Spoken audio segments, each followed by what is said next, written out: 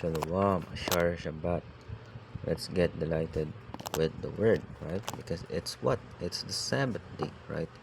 We need to get refreshed, right? We need to read, rest, and refresh, right? That's our main delightment in this thing, right? Let's go here, right? Exodus chapter 31 and verse 17.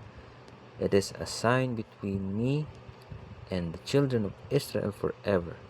For in 6 days, then again, for in 6 days, the Lord made heaven and earth, and on the seventh day he rested and was refreshed, right? That's the same thing that we're going to do, right? Another thing that we're going to do is that look for 16. So this is talking about Christ. And he came to Nazareth, where he had been brought up, and as his custom was, custom or practice, he went into the synagogue on the Sabbath day. Went into the synagogue on the Sabbath day and stood up for to read. Right? So let's read, rest, and get refreshed. Right? Now there are other laws that you have to that you must avoid. There are laws that you must do in order to keep the Sabbath properly. Right? We can't work, right? Because we need to what? We need to rest, right? Now we need to understand what is the Sabbath, right? So Exodus 20. This is the book of Exodus chapter 20 verse 8. Remember the Sabbath day.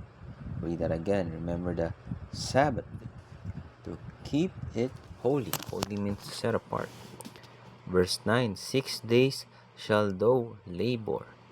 Again, 6 days shalt thou labor and do all thy work. But the seventh day is the Sabbath. Now the Sabbath is Saturday because it's the seventh day. Now Saturday is English. In Latin it's, I think, Sabbatum. In Greek it's Sabbaton. Right? In Spanish it's what? Sabado. Right? And from the Paleo Hebrew it's Shabbat, which means, let's go to Strong's Concordance 87673. It just means rest, right? Or to cease and desist, right? We need to stop what we are doing and take some time to rest, right?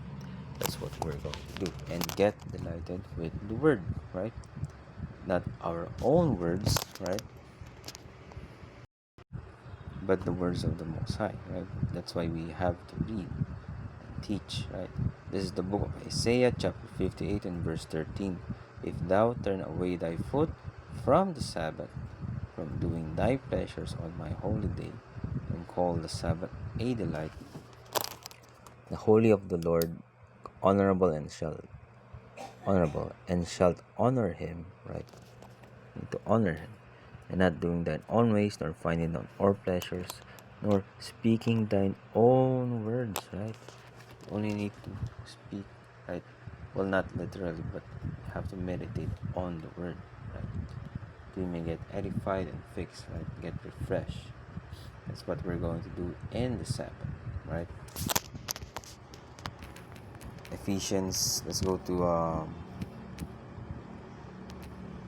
Ephesians 5 and 6.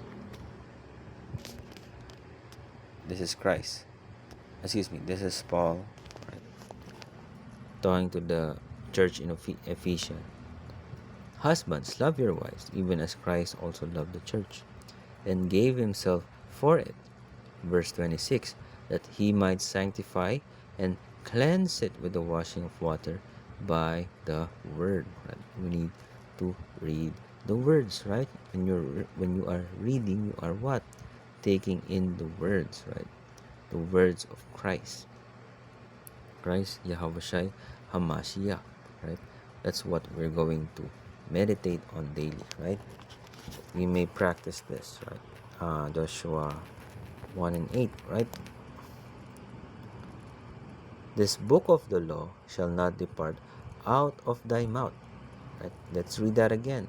This book of the law shall not depart out of thy mouth, but thou shalt meditate therein day and night. Read that again. But thou shalt meditate therein day and night. Day and night. That thou what? Thou mayest observe to do according to all that is written there. Right? We're gonna be successful if we keep the laws, right? A blessing if we keep it, a curse if we don't keep it, right? Therefore, choose life, right? And if you're choosing life, right, you're meditating on it daily, right? And not just daily, but most of all on the Sabbath day, that we may remain aligned in this thing, right? The feast days, right? All of those. So that's what we're going to do, right? At the end of the day, all praises to the Most High Yahweh, Hashem, Yahushai, for the Sabbath delights, right? Because we need to read, refresh, and get rested, right?